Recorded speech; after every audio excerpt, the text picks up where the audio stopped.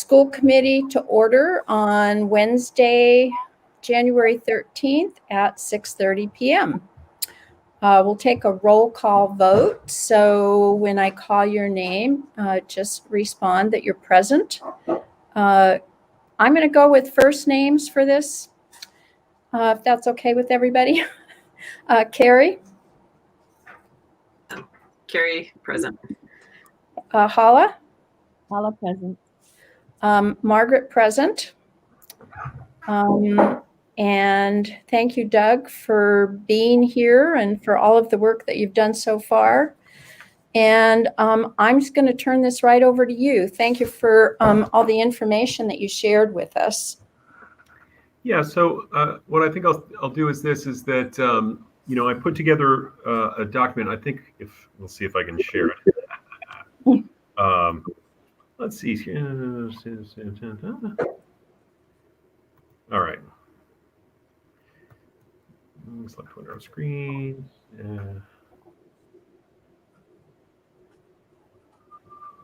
Agenda.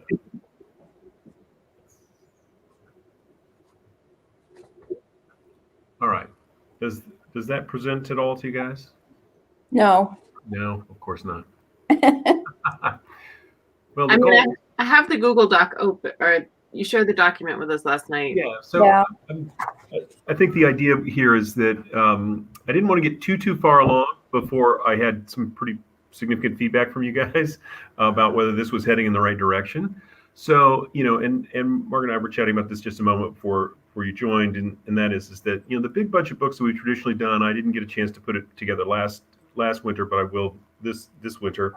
Have a real depth of information about how, stuff works and it interacts and all that sort of stuff. And, the problem I've always had with those is they're just so long, and they have all the stuff you need, but they're just, no one's going to read, except for a few folks, going to read 40 or 50 pages.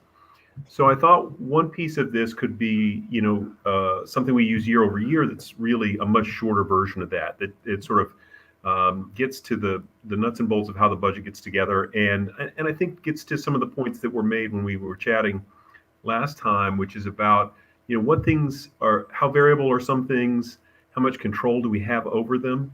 Part of why I sort of put it in a grid, a table format to sort of speak to each of those components, and to sort of lay out those pieces in a fairly concise but hopefully clear way. And then obviously if people want to go into much more detail, they can, there's plenty of resources out there for that. But that was kind of my thinking there, and and just I sketched a few definitions at the beginning. That would be something that even somebody who's kind of sort of familiar can skip over if they don't need to. But that section that goes into the operating budget, the sort of expense side and the revenue side, try to lay out those pieces, because that's how our budget's constructed, is with those categories that we have, regular education, special education, so on and so forth, and sort of describe what gets lumped into that, because even when you look at the budget book, it has those sort of tallied up subtotals for those different categories, but it's not always exactly clear when you look at the detail which pieces go into which ones.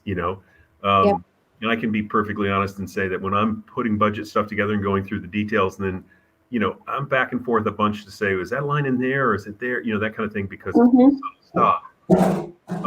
And then likewise on the revenue side, the idea being just go through the different types of revenue, which ones we control or don't control.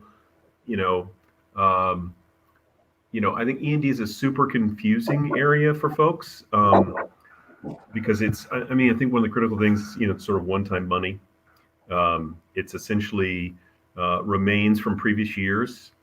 So it's I'll say in my previous history with town meeting in Amherst, somebody's like, hey, we put like 200,000 into this, into free cash every year. Why don't we just budget that into the budget? And it's like, well, because it doesn't exist until it gets certified, for one thing, but also you never know whether you're going to have any or not. In general, it could be if you had the sort of perfect budget where you had exactly the right expenses and exactly the right revenues, you'd end the year with a zero and you wouldn't have any excess, right? that doesn't happen. You want to be a little bit to the surplus side, so you budget conservatively, and that's part of the narrative there that I would want to put in is, how does this get created? The interesting piece also for E&D for folks that, the general public is that they're unlike free cash, which for town can be unbounded in the circumstance with the regional schools, that if it gets above that threshold that they have, we have to give it back to the towns, and that's an important, limitation. We can't sort of stockpile it. There are some things we can do to kind of stockpile it, but it requires, action and approval to do that. So, that's some of when we get into that other funding category, like grants and special funds, revolving funds, those kind of things. That's where you can kind of, in a sense, sort of squirrel away some money. Usually you do it for things like capital. We have a capital stabilization fund. But again, it's they're all prescribed and stuff. But to lay those out in simpler terms was sort of the goal here, and then to go into more, sort of the second half of this, for lack of a way to describe it, would be more specific to sort of what's been happening more recently with us. Some history and some trends. Yeah. And so that's kind of where I want to go there. And like with the adds and cuts, I realized, it would be better to really abbreviate that. If they want to look at the detail of a given year, happy to provide it. But the idea of here's what happened, in general, the specifics of it are maybe not as important. I did want to distinguish and I did this in the chart, and I hope that was clear to you guys. There are changes in staffing where it's not the people have left, but who's paying for it changed. So if we shift someone onto a grant, well, that reduces our operating. So I wanted to make those distinctions of changes to FTE. They can sometimes be, you can reduce FTE, but not have fewer people working for you. Because if we get grant funding, or like, in the Amherst budget last year, we had 3 staff that we essentially are going to fund with money from UMass. In the region, it was like part of a person, because it was like $15,000. So that's part of why those last 2 columns, it's what, because I think that last column's the one that, is what people, I think, more intimately care about. It's like, well, who lost their job? Well, that's what that shows, is who lost or got a job as a result of adds or cuts. And then I haven't done it yet, but I was going to fill in sort of, well, who was taking the hit here? Was it teachers? Was it admin? And then I kind of lumped everybody else into the other category, which is, all the paraprofessionals, food service, clerical, maintenance. I could separate those out if we're interested, but I think that's broadly, those are mostly hourly workers is one way to think of it, and not the sort of professional staff. But if we think that, I'm open to suggestion on any and all of those kinds of edits. And then one other thing that we chatted about last time was sort of the idea of inflation versus potentially versus just how our budget's changed over the years. I can certainly plot that fairly easily. I've got the inflationary factor we use in our busing contract. I can chart that and then chart that against sort of changes in budget. And sort of show that. That's an interesting sort of overlay. It essentially is a way of looking at sort of constant dollar charts, sort of like if you set a metric of, today is, the basis, and then everything after that is based on that basis kind of thing. But so those were the pieces that I kind of put together to try to get started, but I wanted some feedback from you guys if that's kind of the direction you were thinking of. Other things you want to have put in there or not put in there, or,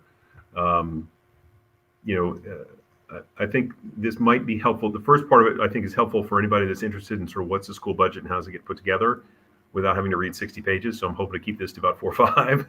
And then the second half is going to be much more about, this year's story for the regional school district and sort of what's going on, what's happened in recent history, and then what's the heart of the conversation as we get into the budget season more fully in the next few weeks. So I think, I'll stop there and sort of see how you guys are feeling about this. Any thoughts you have? Okay. I have some. But I'm getting an echo. I'm sorry. But I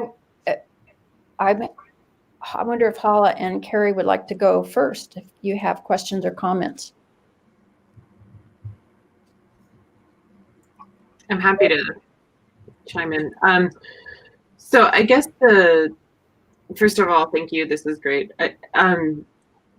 The one question I have is just in terms of, you put the FTEs into the changes over time and showing the reductions, but it's a little, it would be nice to kind of have the FTEs, and some of this wouldn't be applicable, but for example, for regular education, special education, do you have that? Like, are people assigned to, I don't know, is it cost? I'm going to get my lingo wrong, but could you give us the FTEs at the top with the regular education, special education, student support services and programs? Or is that just all going to be lumped together into like a person? I don't see a personnel one here. I mean, obviously some of the health insurance costs and things like that are going to be, anyway, I was just wondering if we could get, because the change is interesting, but it's also important to know the change over, what the denominator is a little bit. And I'm wondering if there's a place we could put in that denominator for the change, or maybe that's, yeah, because we have all the changes, which I think is really important to show, like we've been making these reductions over time, and what you're asking for is, potentially it would be equivalent to like the last how many 5 years of reductions. Anyway, I'll stop talking on that. So let me, if I may, just ask a bit of a clarifying question, make sure I'm understanding correctly. So you're thinking along the lines of sort of changes within particular sort of category areas in the FTE. I think we've done that to some extent. The big budget, I think it does, but I don't know if it gets us. I don't know if it does it by, like contract area, like teachers and professionals versus admins versus, I just don't recall right off the top of my head, versus sort of budgeting areas. I guess the tricky thing I'm trying to think of is so when we look at so go back into the expenses, or like go back to the operating budget, and we see that we have regular education. We have a description of what it's supposed to pay for, and here it's like classroom. So right. There's the year-to-year variability. And would we be able to assign to that a number of people or full-time equivalents to that area of the budget?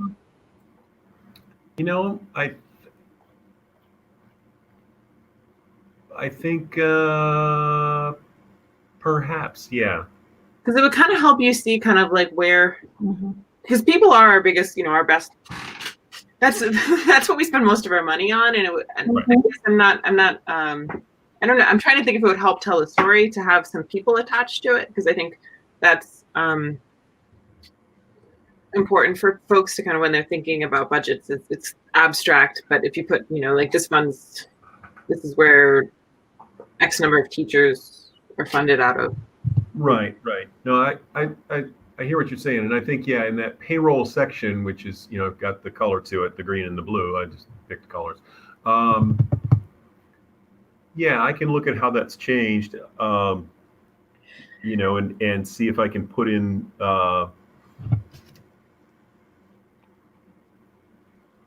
either a change time, or I could structure that in the sort of adds and cuts.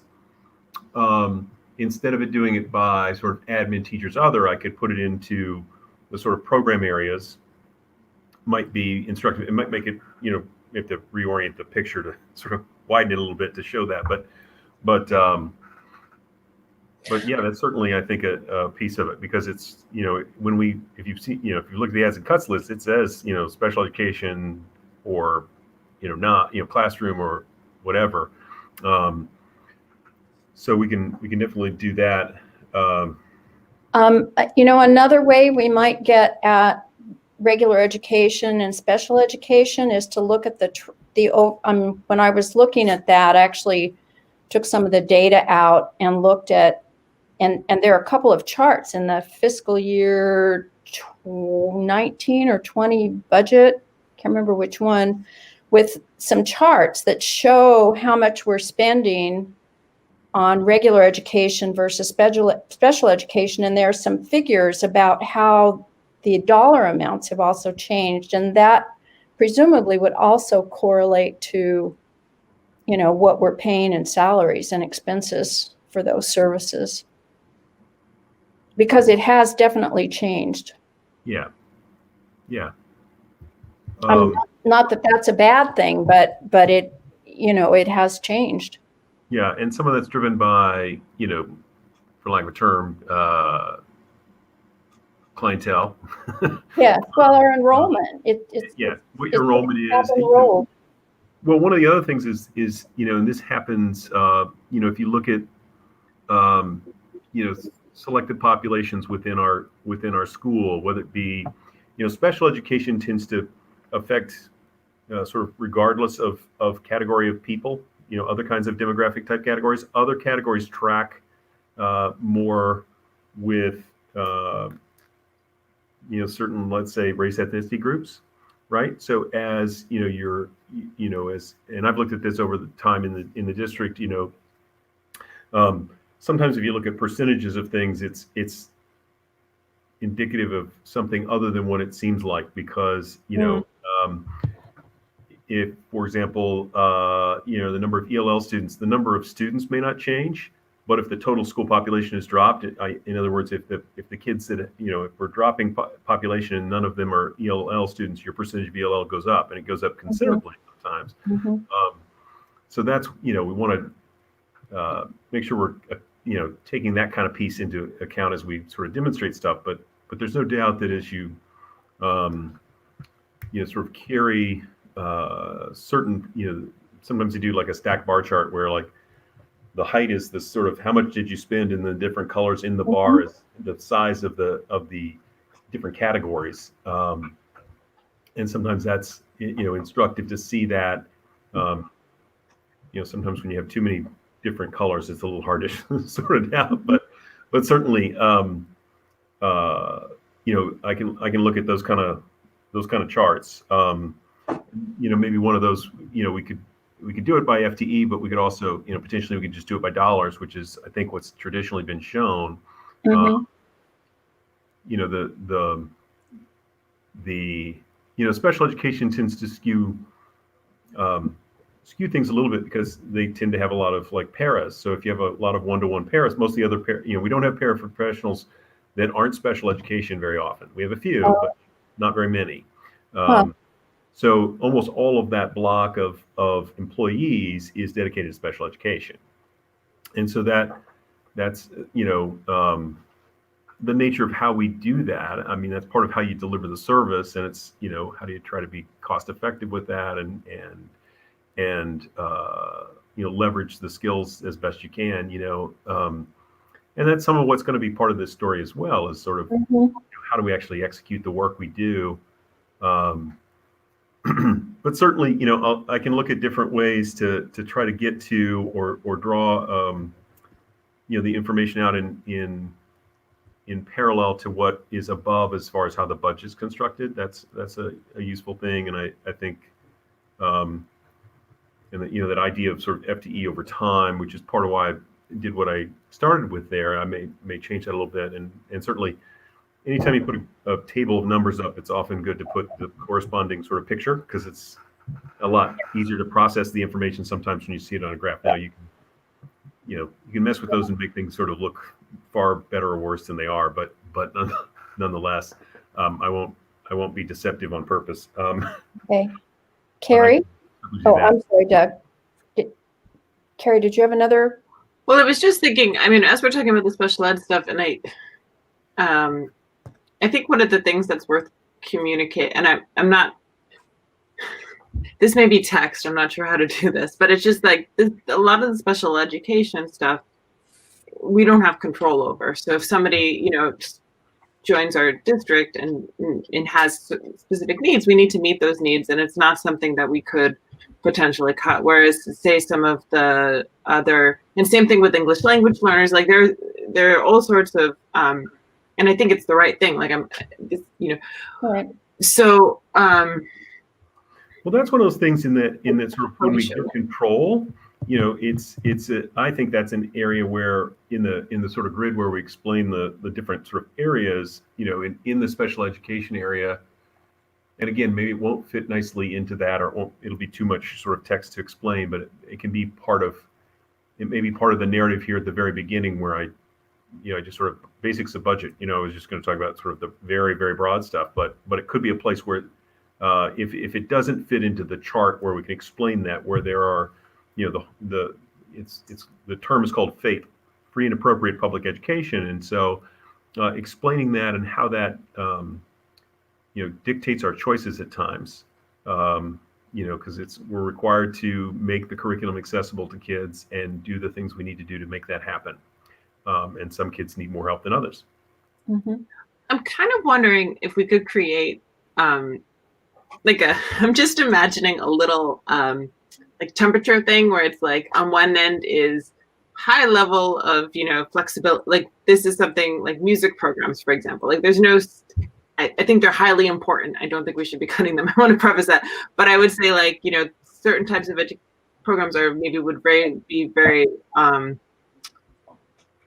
low in the like state mandates that we must pay for this, whereas others we could go all the way to a red zone with like things like FAPEs where they're like very low levels of local control, and instead of trying to do it because I think what you're saying is like I think a lot of this is already in that really long document, and trying to think about how to make it so the person who opens up the top page can look at it and say like the big takeaway. And if one of the big takeaways we want to have is like the school committee doesn't actually have a lot of control over reducing this cost area or this, this piece of the operating budget. So maybe we could either, like the same way we have those color-coded circles for like yellow, green, red, maybe we'd have some sort, I'm not a designer, but right. like yellow, green, and red. Like green, we have this is very, we could do away, not that we should, but like this is something we could potentially cut. Whereas with like special ed, I think a lot of it would be like in the red zone, like we can't actually make cuts to this legally. Yeah, red would be, and maybe red's not the right color because it sort of implies a certain thing. But I get your point. Is that yes, there are things that are more required and others that are less required. And so when once you've taken care of those required things, you're the rest of the things you have more levels of control over is about your philosophy, right, your community values. I think to put it bluntly, for this coming year, it's what we can cut. These are the things we can't cut, and here's what's left. Yeah. Where we have to make decisions about what we're going to cut. I mean, that's really right where we may be. Right. And the difficulty I think for some folks is that, if you want to keep, like, for example, at the high school or the middle school too, it's like if you want a larger, if you want to preserve certain classes, then class sizes going up is one way to do that. And that doesn't mean you won't have still small classes for some of the more specialized things, but it makes it possible because you shift how many staff you have in one department versus another. That can, that can create some tricky dynamics between departments. But that's why you pay for us a nice salary. And the principal. Okay. I see a note, since we can't see Hala, she's put a note in here that she has a raised hand. So thank you for doing that. So Hala, can you hear me? Yes. Okay, so this is my first budget go around. I'm excited to be here. And pardon me if this question is super rudimentary, but when Dr. Morris talked about furloughs last night, I assumed that the budget for this year we've already passed. So would that money that we're accruing or saving through furloughs be not a surplus, but applied to the budget we're looking at for next year?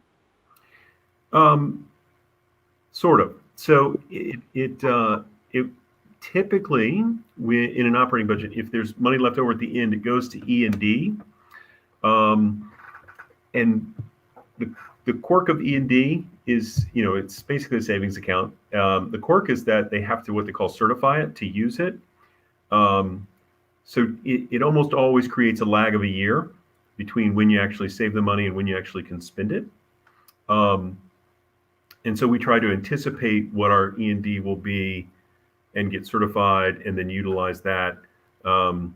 Because technically when we passed, so last year, when we passed our budget, we were using, we have a contingency fund, which is just in absolute emergency. We try not to spend that from E&D, but then we actually used, I want to say $515,000 of E&D that we're actually going to spend to make this year's budget work. And so that $515,000 is technically from the money that was declared by the state to be, sort of in remainder or left over after the end of fiscal 19. So because of what happened at the end of fiscal 19, we had that available in fiscal 20 to spend in fiscal 21. And so that's the sort of, lag time that you see. You can do it other than that, but it's a lot trickier. So there's a lag between when you sort of save and when you can spend relative to E&D, and it's got a sort of year gap in it in some respects. That being said, the other things you can do that makes the money a little more, flexibly available to us in the next fiscal year is that, let's say we get to the end of this fiscal year and it looks like we have a reasonably large surplus that would go to E&D. Now we can do things like not utilize as much school choice. And so what that does is that instead of using school choice to support the operating budget, which we typically, pay for teachers with that money, we don't spend the school choice money. So that stays in that account and is available to us for next year. And so we sort of spend the money this year from our this year resources, and then we don't spend out of that account. And that account's like a different savings account. So if you think about, we've got E&D, which has a lot of constraints on it, but we have a few others. So like the athletics has a revolving fund, food service has a revolving fund, capital stabilization is a revolving fund, school choice is a revolving fund. There are a few very specifically prescribed, sort of funds that we have. They're like their own separate bank account. And so if one way to leverage savings this year, next year is to essentially kind of keep money in those accounts and not spend it. And so then it's available for next year's use. And so we do that all the time with school choice. I mean, we always try to, the amount we try to use from school choice in a given fiscal year, we're trying to preserve a little bit for the, for subsequent years. And we try to use, just enough to help things out, but not sort of zero out the balance. So, that's one of the things we can do this year. So if we do have considerable savings in our spending relative to what we thought would be the case, we have a few options. So it can go to E&D, which is a little more restrictive in how it's used, and we can essentially not spend out of other ones we were going to spend from. But those are also, except for school choice, but even that to some extent, are fairly strictly defined as to what you can spend it on. So like capital stabilization, you have to buy capital stuff with it.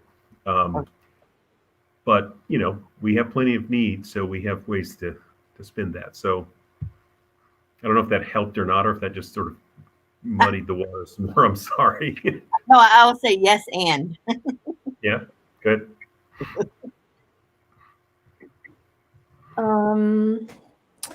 So I guess I like kind of what you've outlined, Doug. I think explaining, if we can, in some way, some of the terms that get used, which I think you're suggesting here at the beginning. Right, I just didn't fill them in, but.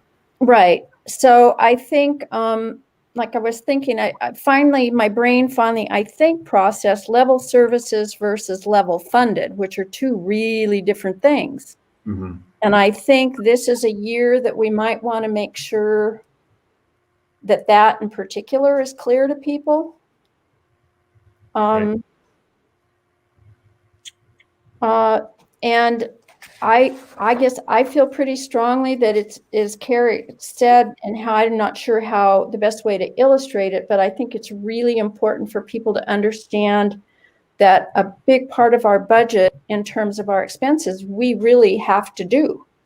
We have contractual agreements for payroll. We have insurance payments we have to make, transportation, utilities, all of those things. We don't have a choice. Right. And We're not going to be able to, we don't change our building size very quickly or easily. So, the heating bill is the heating bill. right. So and I think people will understand that, but I think it's important to point that out. Right. And then what you said, the places where we could make changes, either additions or cuts, although it's likely to be cuts, not additions at this point. I was looking at my notes. Town assessments. One of the figures that I came across, but I'd have to go back and look when I was going through a couple of the budgets, was the percentage of the budget that comes of our income that's from town assessments versus state aid. Because what I saw, and I is that it's changed. The towns are picking up a bigger percentage of the school budget than we used to. And so I think it's important for people to see that. And some of these things we can't do anything about in the budget, but I think your comment about advocacy, if you're concerned about these things and you care about your school, these are things you can go out and speak about, write to people, talk to people. And I think that is an important point to get across as well. The state, I'll say on that particular point, the state has taken a decided point of view relative to how much the state should support local schools versus how much the schools. I mean, even the Chapter 70 formula, the tweaks to that in recent years are in part, keeping in mind or following that same point of view relative to the amount of, I think, to put it bluntly, the state would say, well, if you want all this local control, great, you can also fund it. And so that's part of it, because, the significant drop in the portion of the budget funded by state aid is dropped by design, and it's at a level. I mean, like if you look at the Chapter 7 formula, we fund well above what they call the minimum. There are many towns that just barely make the minimums. There's a net school spending that you have to do, which is basically you got to spend at least this much on your kids, and then there's and as part of that is a certain required kind of commitment to it. We spend well above that, so it's not in our community, our communities, I should say, it's a strong value to support schools, and we're willing to sort of spend our money that way, which means we're not buying something else with it, and other communities don't have that, and so the state has a sort of philosophy of how much they think is a minimum that you should do, but there are a lot of people that would argue that that's not a high enough level. I mean, we certainly take a different, here. In our community, we definitely think it should be a much higher thing, and it gets into your philosophy of like, well, should you tax more centrally and distribute wealth or not? I mean, there's all those kind of things too. And, okay. Well, so I don't know if maybe that's not something to get into for this, but that was something that struck me when I was looking through some of the information.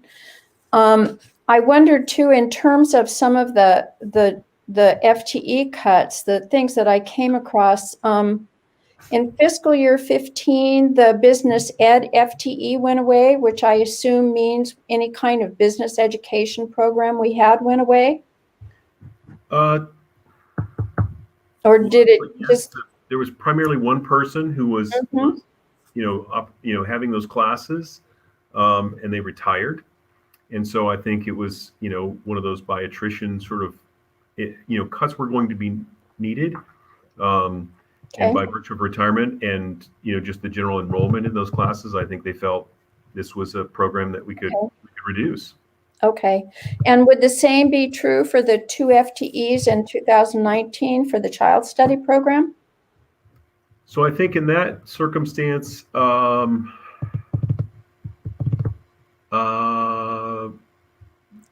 of the FTEs may have, there was a teacher and a paraprofessional in that. I think the paraprofessional decided to retire.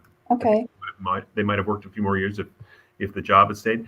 The teacher did not, and so they were essentially going to be out of work. We were, the short story is the preschool at Crocker Farm needed staff to cover, I don't know, maternity leave or something, and so she was able to kind of cover that and remain employed with us. But I think that was just, I think that decision was basically, if we were to go back and sort of watch the videotape, was something we got to reduce. And this is a program that, it's got the green, we've got control. So we're going to make the choice to not have this. Food service, I think, went at the same time. Not food service, but the foods program where they did the cooking classes and that sort of stuff. It's not that people didn't like them and it wasn't the kids didn't take them. It was, well, we really have to offer math, English, science, social studies, and these are more easy to remove than keep, and our budget dictates that. So I wonder how people feel. Are those examples of things that could be used to show the change in diversity of options for the students? Yeah, they definitely demonstrate that we offer less stuff than we used to. And some of it's we've changed what we offer too. So we've got, I think we have more like computer programming type classes than we had. Okay. So we've tracked in that direction a little bit. Okay. So it's I'm making a note here. Okay.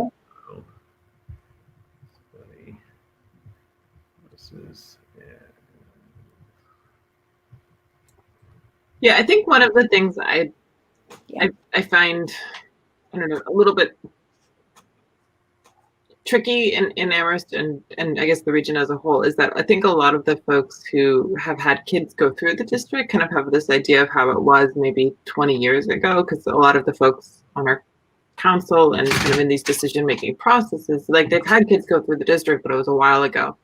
Mm-hmm. And I don't think they recognize necessarily the changes over time in what we can offer because of the enrollment. So some of it's about the budget and some of it's, with fewer kids, you can offer less options because class, you can't be offering a class to like 2 kids or something who are interested in, like, I'm just thinking about, like, for example, foreign languages. Like the number of foreign languages that were available in the 90s versus now is dramatically different, but some folks may not have not realize that. And I'm not sure if there are other areas like foreign languages or art class. I'm not sure where all of these changes have happened, but it might be worth kind of doing kind of a rundown of, I don't know. I'm not sure. I'm not sure of the utility of this, but I'm just thinking that I think one of the things that we may have as a challenge is kind of explaining to folks who no longer actively are engaged, like have kids in the district. They may not recognize the way that enrollment has impacted and the budget restrictions have impacted our diversity of offerings. And it may be worth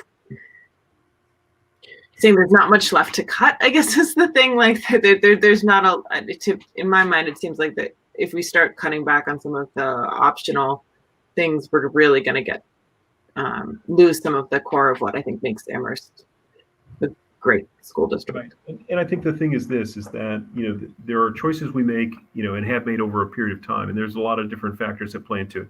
Some of it, like you say, when there are fewer kids in the building, it's hard to offer the larger spectrum of choices. Look at Hadley. They graduate, 25, 30 kids a year. They're just not able to offer, they can't hire enough staff. And, they're not going to have people come in every other year and teach one semester of something. They just can't do that. It's not a model that works in any way, shape, or form for them. So just the reduction in number of students is one factor, but I think the other thing is, we operate and this gets back to the question on charter, we operate in a competitive market. In other words, we have to offer things that retain our students because the expense of kids going to charter is so great. Whether you like the idea of a charter school or not, I know that, and Peter Dimling's talked about this at length, the funding mechanism is kind of screwy. It's hard. And so that's a piece of it. And then I think also you just have changes in what you offer by virtue of, society's different than it was. In other words, the sort of tech ed and technology and computer programming stuff, that's a bigger component of all our lives. And so, you try to move in those directions that are supportive of kids and where they're going to be for their future. It's my mom calling me. Sorry about that. I'll give her a call back, I promise.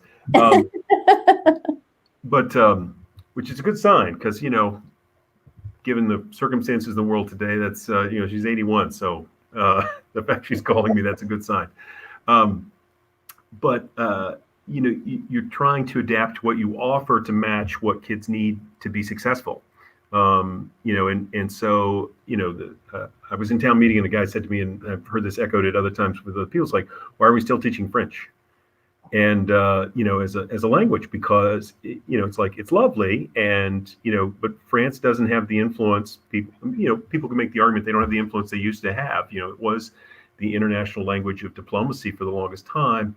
I will say I saw a short video on the still existent French Empire and the fact that, it's kind of like the sun never sets because they have all these island nations still that are still under their control. But anyway, we can digress on that later. But but the point is that, that's the kind of comparisons we're sometimes making is what do we, if we have the opportunity to change, it may not be that what we're giving up is bad or good. I mean, it may be just that we're thinking, oh, this set of course offerings, better addresses the needs of kids in the 21st century or, the early part of the 21st century, that kind of thing. So those are also complicating descriptors that we may not be able to get into, but are certainly part of the broader conversation about how this happens.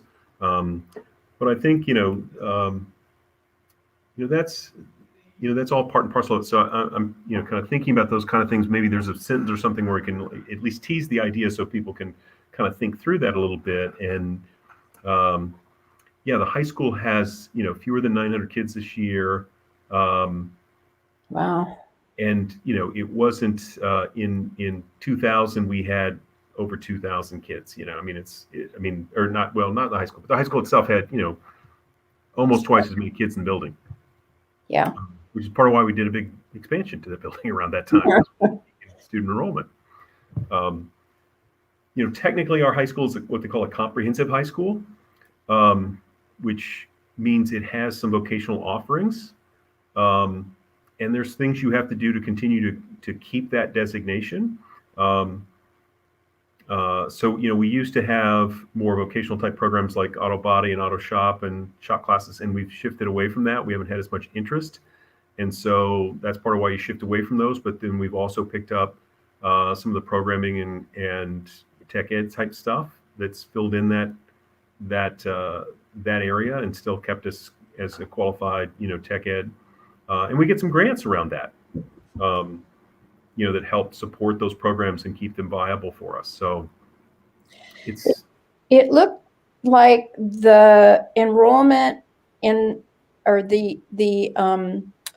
the students going out to vocational schools maxed out like around 2015, 16, and has gradually been going back down. I might have that mixed up with something else, but we're sending fewer students out to vocational schools, which means we're not paying the tuition to send them out. But I assume we've done some things to keep those students in school, like with the Summit Academy, trying to keep some of the special ed stuff in-house instead of having to send so many out, because that also has gone down over the last few years. Right. And vocational is an interesting one, but but it is one of those where I think sometimes it's reflective in choice.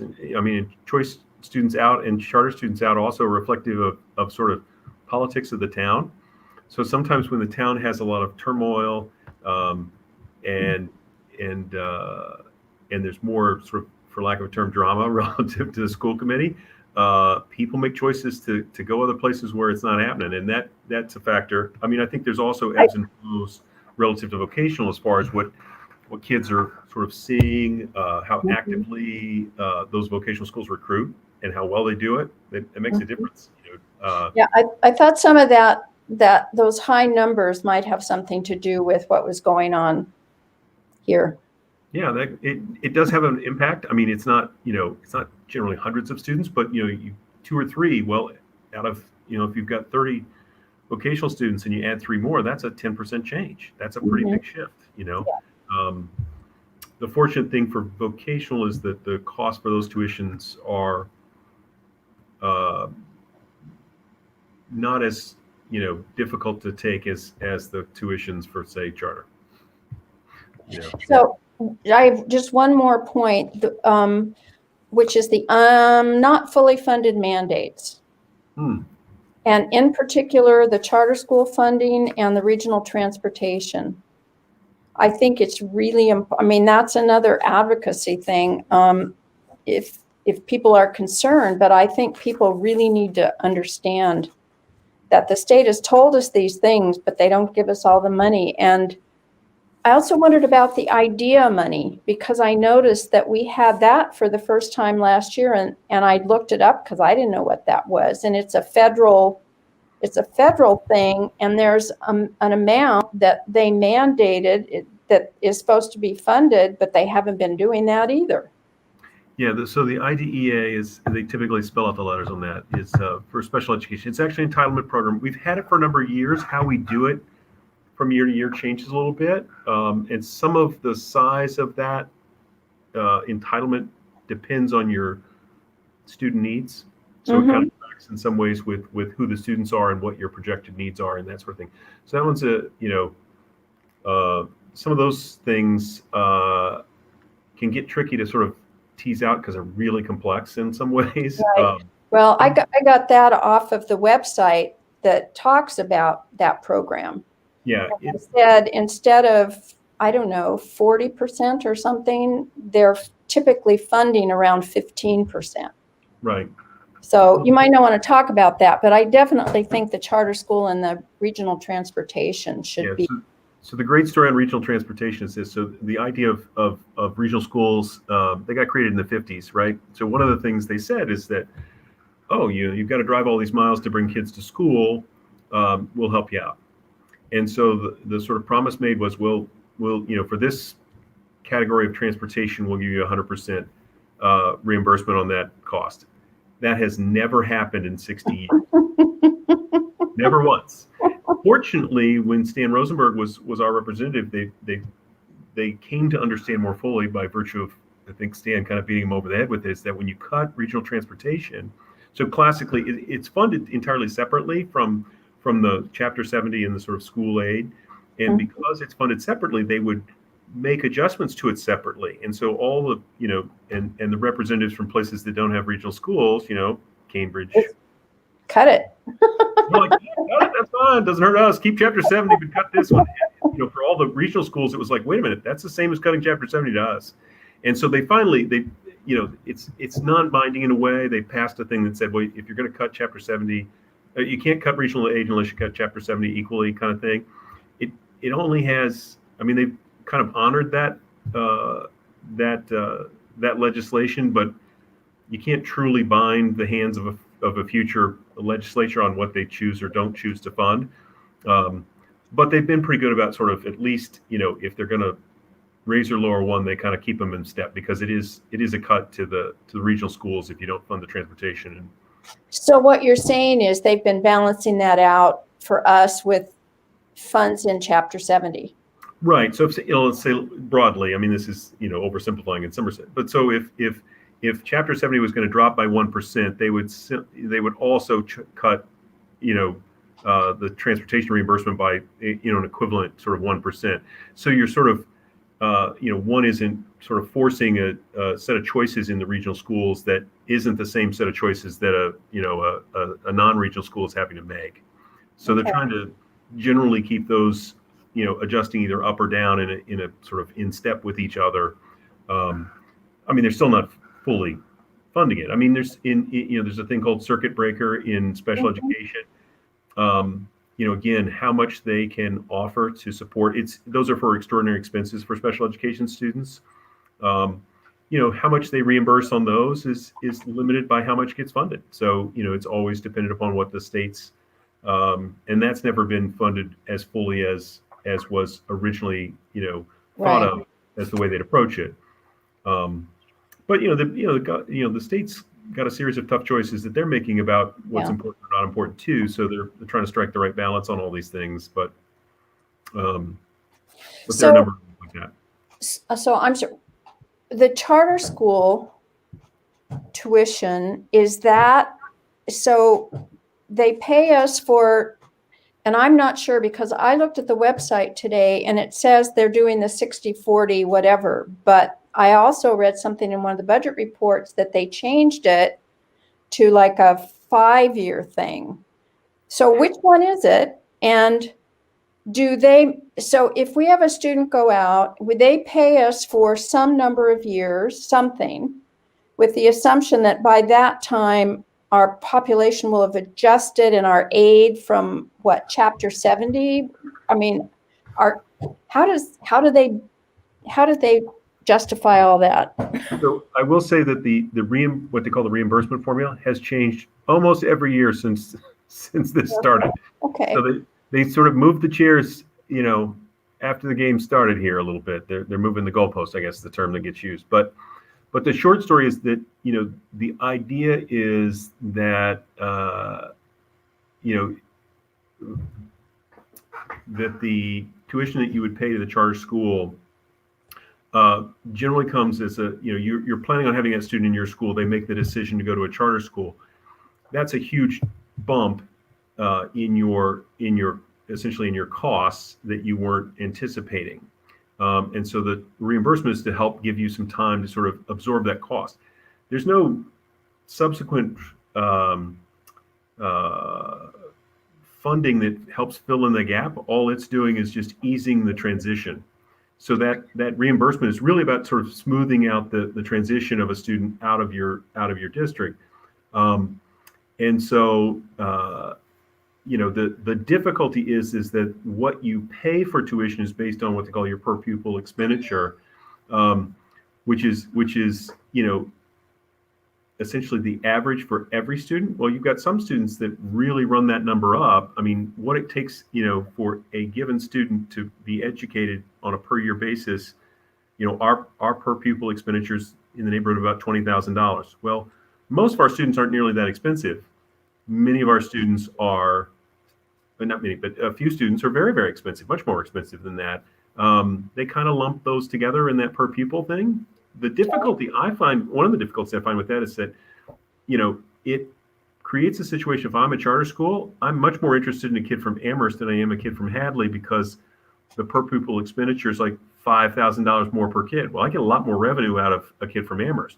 Now, they're not supposed to sort of actively recruit but let's be real, they're trying to create inroads in schools, in communities that have higher per pupil expenditure. They'd be fools not to. Right.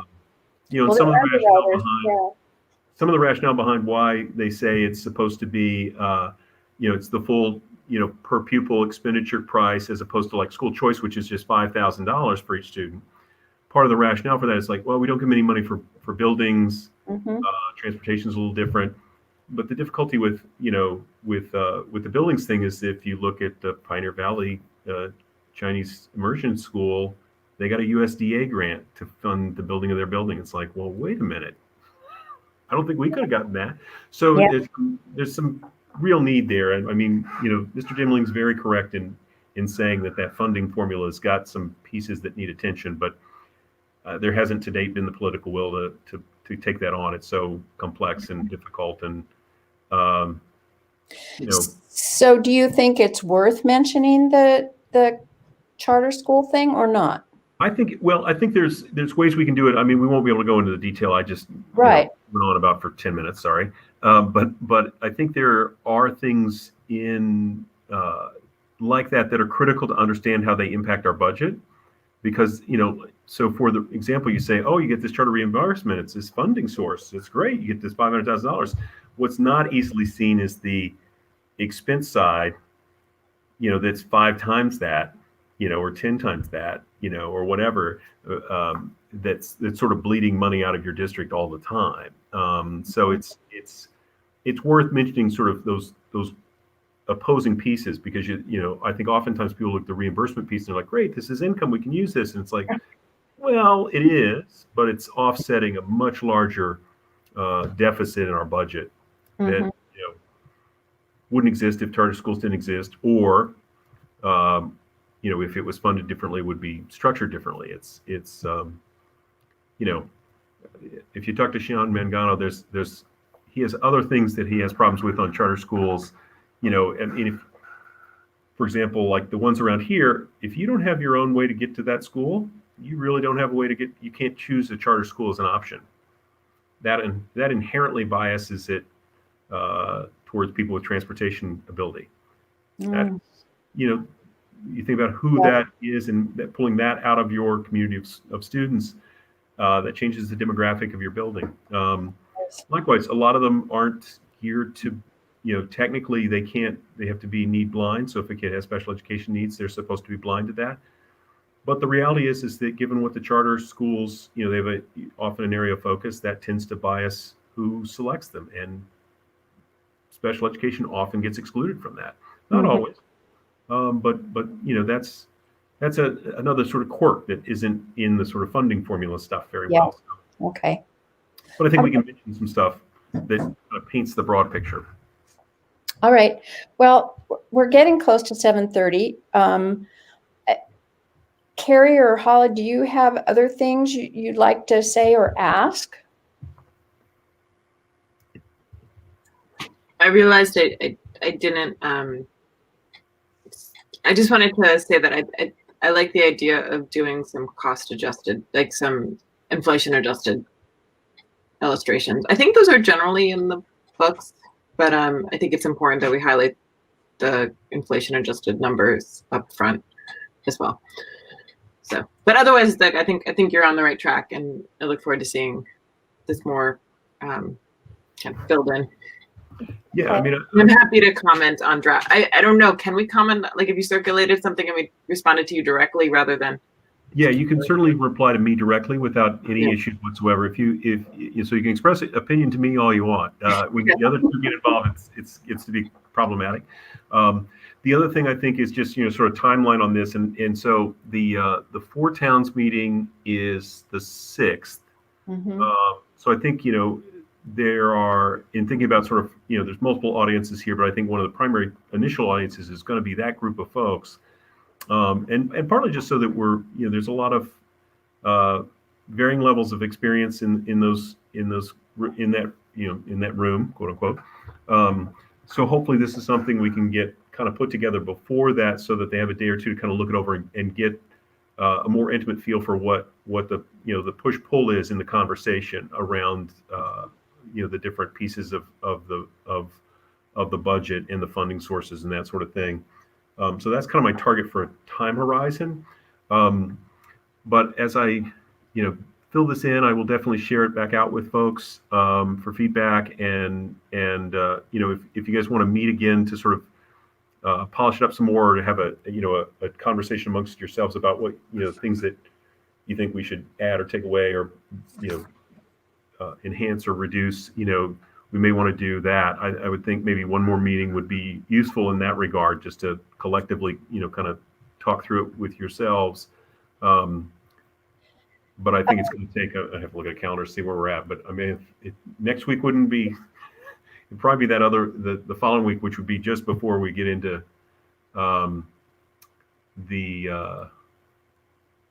so next week we have the holiday on Monday.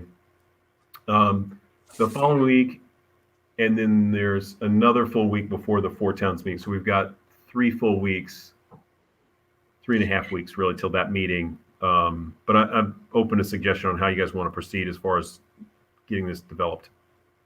Carrie?